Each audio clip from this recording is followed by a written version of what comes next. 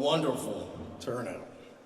Lots of families, lots of young men, older people, kids. Let me ask you, how many people here, because I know that you're here, we have representatives of organized labor at this conference.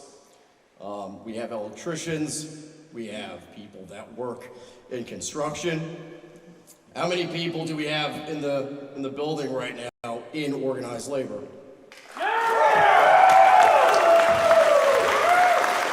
That is a lot.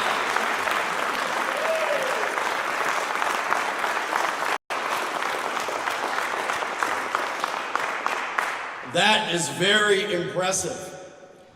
Organized labor in America does not have any real political voice. The average white union guy, not in the public sector, but in the private sector, actually shares the values of the NJP.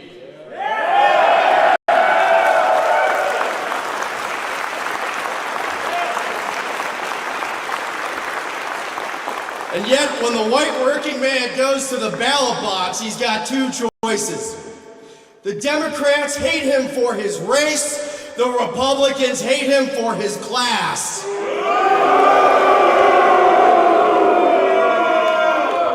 And so that's why in the midterms they voted for no one. To hell with the GOP and the Democrats.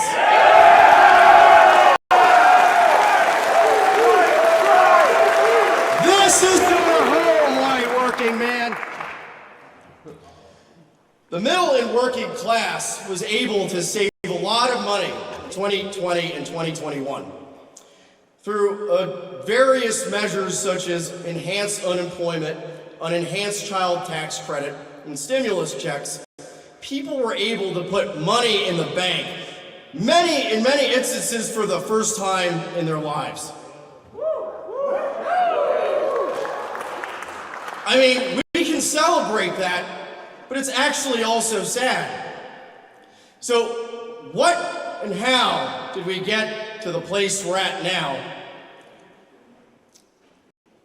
Immigration moratorium, also during COVID, has actually tightened the labor market, leading to more jobs at better pay that our bosses said we don't deserve. Now they're begging us to come to work.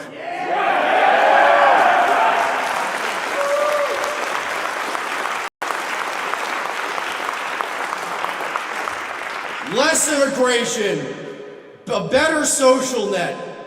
All of these things give white people, white middle-class people, white working people confidence to stand up for what's theirs.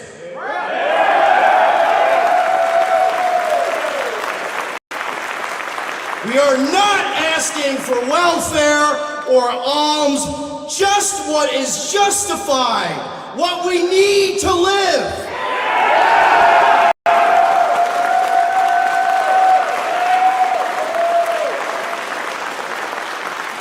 So as the bottom 90% has gained a modest amount of money and wealth, families have been able to enjoy more breathing room.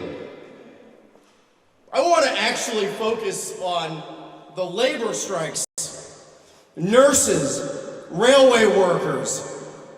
If you don't appreciate them, you are not going to get what you need at the store.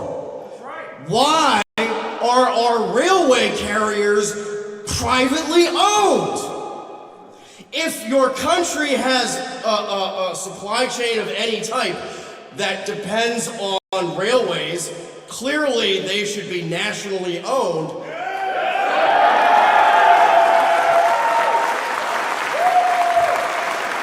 It's not like they can go out of business. If the railway carrier monopolies go out of business, there's no food in the supermarket. So they're too big to fail. We pay, they play. No! Now, unionization has been going up, but it's still at only half the rate it was in 1983. It's more powerful than in decades. And like I said before, unlike public sector unions, they're not just shuffling money, taxpayer money around. They are actually confronting capital. Amazon, for example, is constantly trying to stave off unionization drives. Various other woke businesses out there. Woke until it's time to pay your workers enough to pay for their shelter and clothes, for their families to be healthy, to be educated. They don't give you money for that. Give it to Black Lives Matter.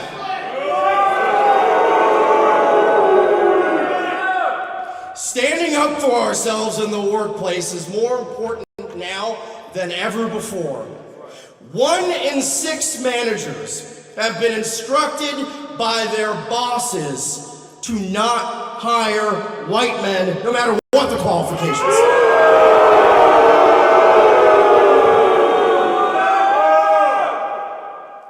Studies from countries like Sweden have found that a state that provides a strong safety net actually makes its workers more likely to embrace radical politics.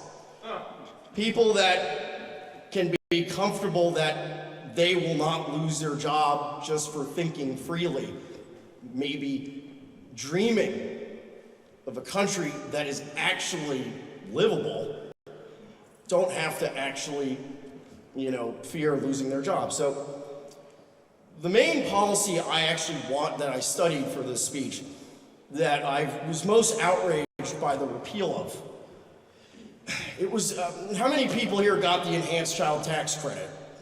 We have a lot of families here.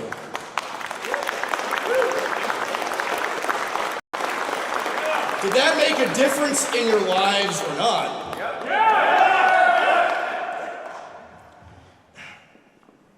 Democrat Joe Manchin.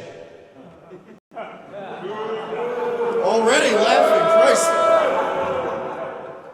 The Democrat Joe Manchin, along with most Republicans, fought to end the enhanced child tax credit.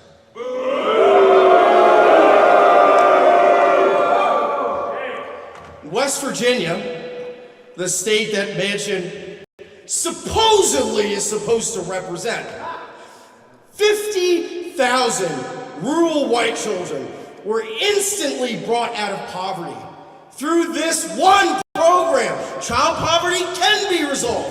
One child tax credit increase brought 50,000 of Joe Manchin's constituents out of poverty, and he threw them back down.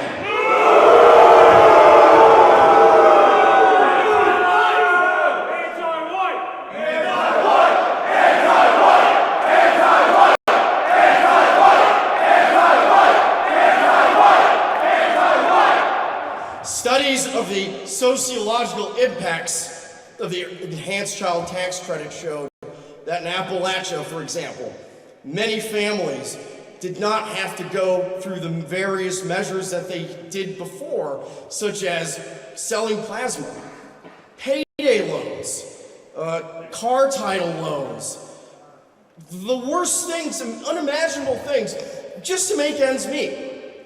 This child tax credit made all the difference for hundreds of thousands of people, and they took it away while giving billions for the phony Jewish war in Ukraine.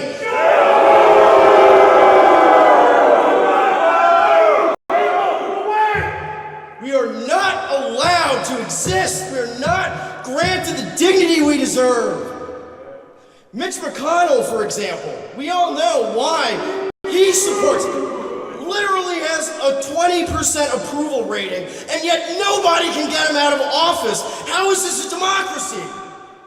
Mitch McConnell receives funding from payday loan companies, literal loan sharks, exploiting poor people,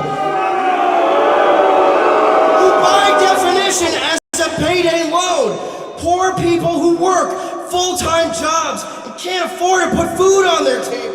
They prey on them! And Manchin, McConnell, all the scum in Washington receive donations from them!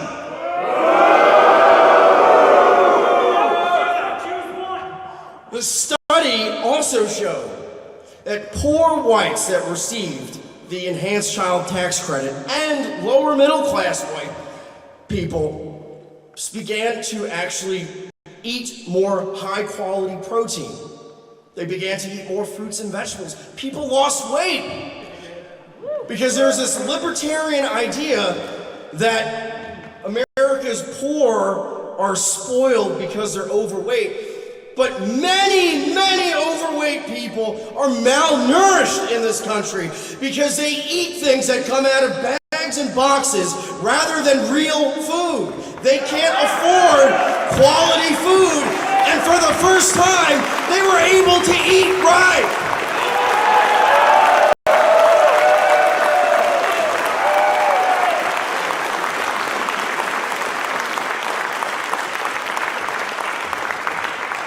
The most interesting aspect of the last 2 years has been the mini white baby boom. The white birth rate went up.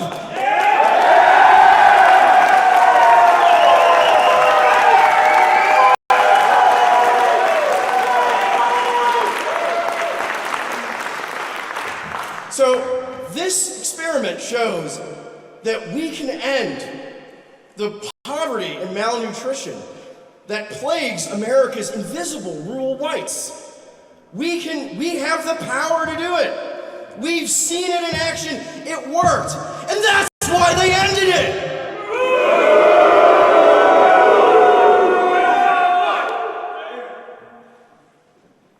The two parties constantly collude in good cop, bad cop form. The Democrats play the bad cop on cultural issues. The Republicans play bad cop on economic ones. So when it comes to the ridiculous transsexual politics, the Democrats have to take the brunt of it. But then when it comes to actually literally starving poor children, the Republicans are out there proudly campaigning on it. And then they don't understand why they lose elections. Oh, they stole the election. No, conventional conservatism is simply garbage.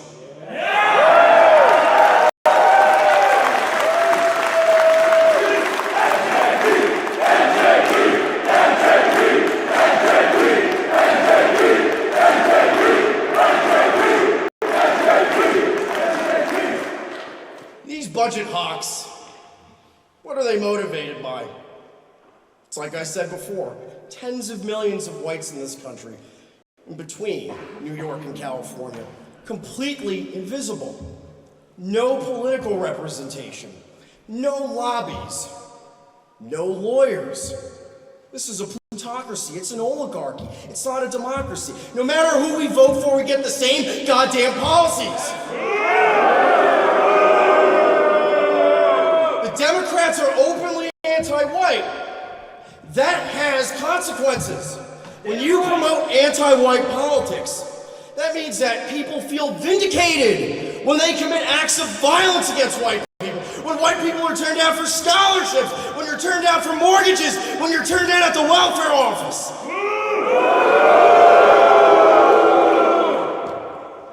This pig system doesn't want us to pay off our debts. They don't want us to achieve financial security. And through investment banking, the Federal Reserve, and the US government itself, our satanic plutocracy keeps us poor and afraid, but we are not afraid.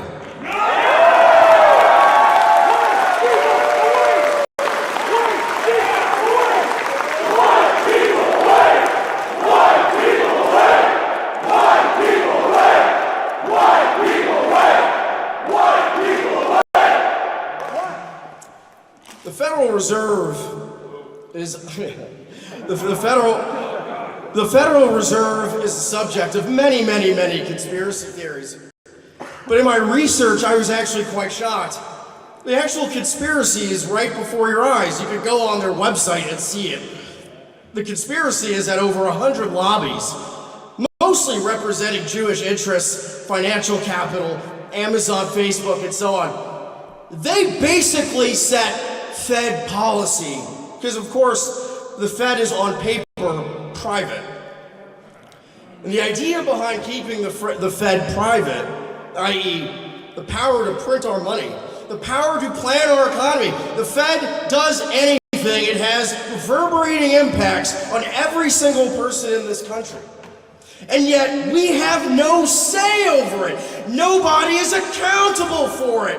Why in the world do they still pretend this is a democracy when the Fed is completely controlled by Jewish financial interests?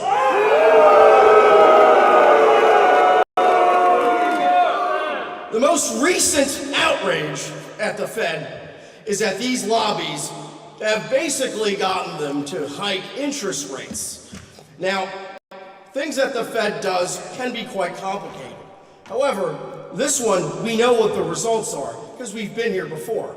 The result is, if inflation is going up, now, not to say inflation isn't bad now, but some inflation is not bad. Because if inflation goes up, people can pay their mortgages faster. People can pay off their car loans faster. So there are some benefits to controlled inflation. Now, the response to inflation at the Fed is not to figure out issues with supply chains or create a subsidy system for food and for transportation and gas or something that could benefit everybody. No. The bankers instead are getting the Fed to create a phony recession, deliberately putting millions of people out of work next year.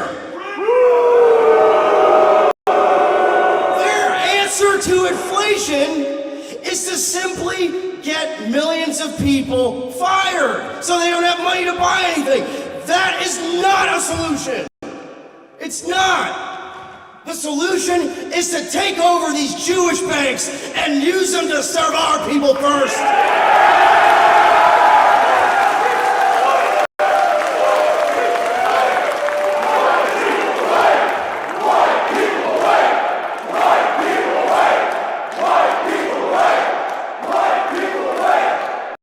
Just to see the absolute worthlessness of the red and blue team, Jerome Powell, the current chair on the Fed, he was nominated by Donald Trump, then Biden got in office, and he was nominated again. The agenda that they're pursuing is deliberately to wipe out the small amount of savings the middle class was able to put together in the last 2 years. Why does a government do that? Why would the Fed do that? And it's because they are run by our enemies. It's that simple.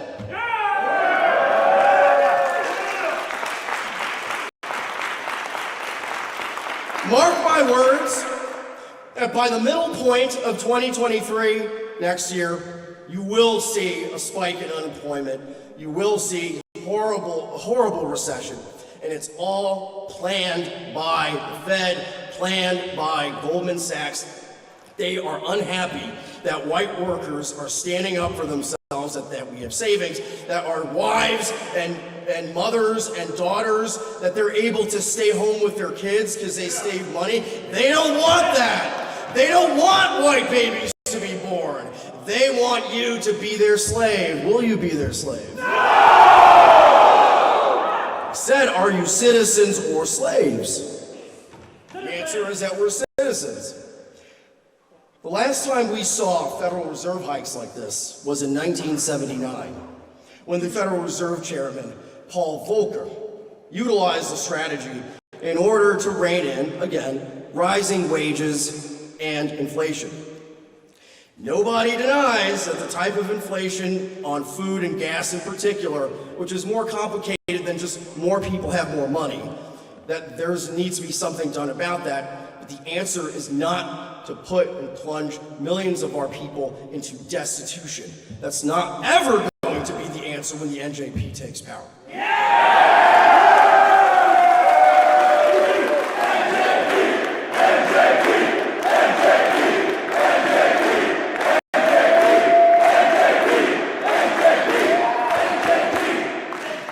A system that actively works to put large swaths of its own citizens out of work is an illegitimate one. The right to contribute to society with your labor, whether it's mental or physical, is a fundamental part of human dignity. There's only one explanation for prioritizing the profits of Goldman Sachs over your ability to feed your family. You are Goyim. You are nothing more than a farm animal to these people. Now, if I would ask someone else to explain what the other narrative or explanation could be for being treated like this by our own leadership. This is an outrage. So, during the 1980s, back to the Paul Volcker policy, Volcker and then later Alan Greenspan, their plan for reducing wages and inflation was as follows. Upend the Keynesian pursuit of full employment. People don't understand this, but even in America, budgets used to have full employment of citizens as part of their national priority. That is no longer true. Eliminate borders and sovereign states. Volcker and Greenspan were advocates of keeping wages low through outsourcing and also illegal immigration, insourcing. And so, it's not a coincidence that when the Federal Reserve began implementing these policies and other Jewish agents of capital began lobbying for them in Washington, that this is exactly what we got, and wages have not risen. Well, they have very recently, but wages had not meaningfully risen since the 70s, since this policy was implemented. It is by design. It's not a coincidence. They made it this way. Volcker and Greenspan helped usher in the system we know today as globalism or neoliberalism. By implementing central bank policies towards this goal in tandem with its allies who own both major parties, they got the government to reduce labor power, shrink the middle class, incentivize the creation of global supply chains for American capital to get cheap labor, and of course, like I mentioned before, mass immigration that never, ever ends, no matter how full this country is, no matter how many millions of poor people we have, no matter how many children in Appalachia are starving as we speak, while we bring every single person in the world to this country with diversity lottos. Some of them come through the border, some of them are brought by refugee agencies. It needs to end.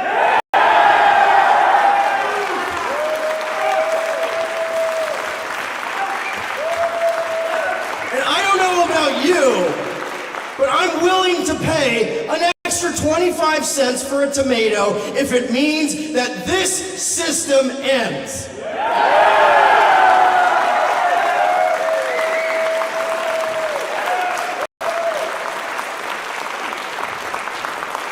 In the early 80s, Volcker's policies shocked the economy. Suddenly, America was facing in the early 80s the worst economic crisis since the Great Depression. Under the leadership of Volcker and Greenspan, the American middle class shrunk by 20%. This fell even further in the 90s, 2000s, and 2010s. Once again, nobody voted for these policies. Nobody asked for these policies. But no matter who we vote for, you get the same damn thing going back 60, 80, possibly more years in this country. And on top of that, when we complain, we are viciously persecuted. According to a study by Carter C. Price and Catherine Edwards, from 1975 to 2018, $47 trillion have been stolen from the bottom 90% and redistributed to the 1%.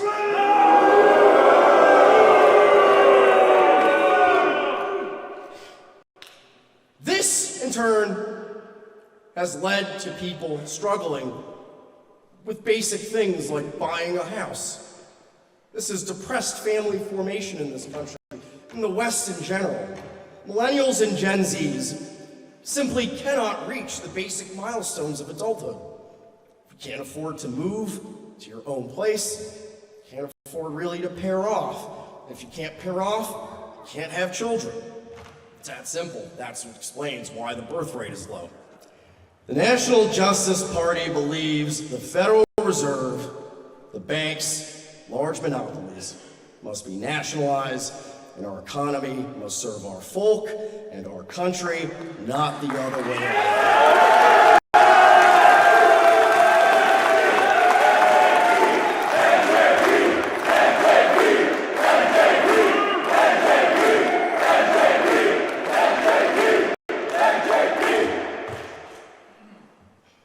Chamber of Commerce, investment banking firms, credit card companies, all of the people setting policy at the Fed through their lobbies, these are enemies of our people. Wealth, especially when it's ill-begotten, should not buy you power, much less omnipotent power over our lives. The Sackler family, the Sackler family made billions of dollars from the opiate crisis, killing hundreds of thousands of our people. When the National Justice Party takes power, people like the Sacklers will be brought before a special tribunal, and I won't spoil it.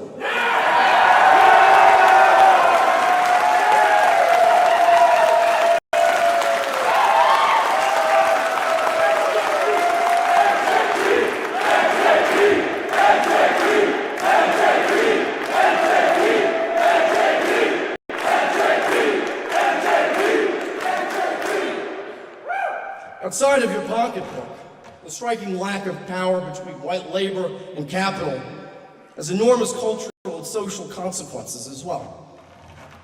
How do you think we've gotten to the point where people get jobs, promotions, they become celebrities, they become respected and prestigious, spreading lies about white people?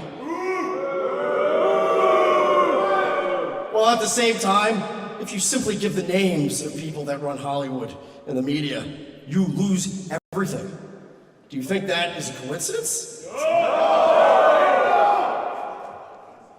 The core of this power difference resides in this fundamental flaw of liberalism, the pursuit of profit, which comes before the service of the folk. White traders brought us here. The prospect of European-descended people vanishing from the face of the earth has never been higher than right now. In a liberal market system, the line between business and criminal activity is quite blurry. Instead of national and racial unity, you get a million interest groups in permanent competition, all competing and fighting with one another, putting our nations in a state of permanent anarchy. From Renaissance Florence to the British Empire, the United States, when economic activity is divorced from morality, when it contributes nothing to the real economy, the evil and corrupt enemies in our societies rise to the top. When that happens, a civilization's soul, its body, and its people collapse. The reason why Jewish ideologues in Washington support the exporting of liberalism all over the world through CIA-backed Bolshevistic coups, color revolutions, in some cases even open military intervention. It's because liberalism always spawns an elite that is easy to bribe and blackmail. The Jews can't get in if the white traders don't open the door. Through liberalism, those white traders took power. Without communitarian values to uphold it, a state simply loses its ability to protect the honor and well-being of its people. And if a state doesn't do that, it is effectively worthless.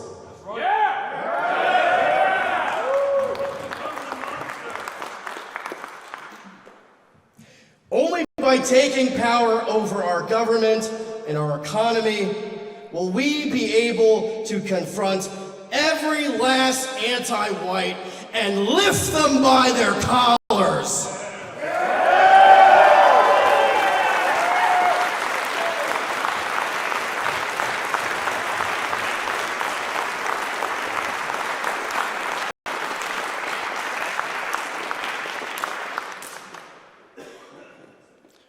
We are here for you, white workers.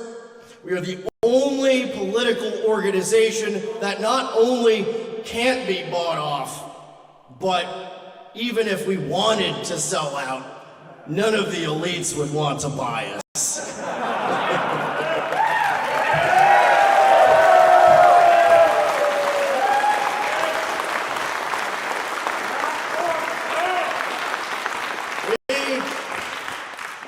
It's time that white people take the word I out of their vocabulary, because there is only you, me, and us.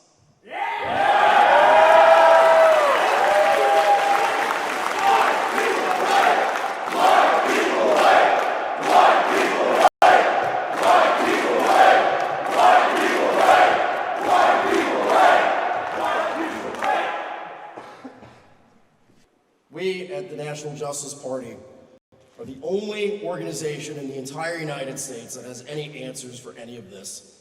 The Republican Party, if you were to ask a Republican what their plan is for inflation, what their plan is for literally anything, their response is, well, we're gonna investigate Hunter Biden's laptop.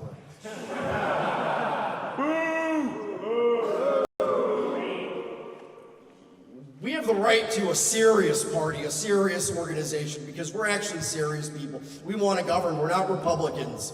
We want state power, and we want to use it.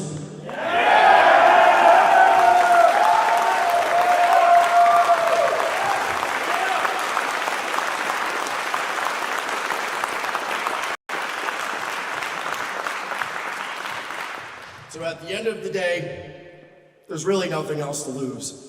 So join the National Justice Party. That's all I have to say.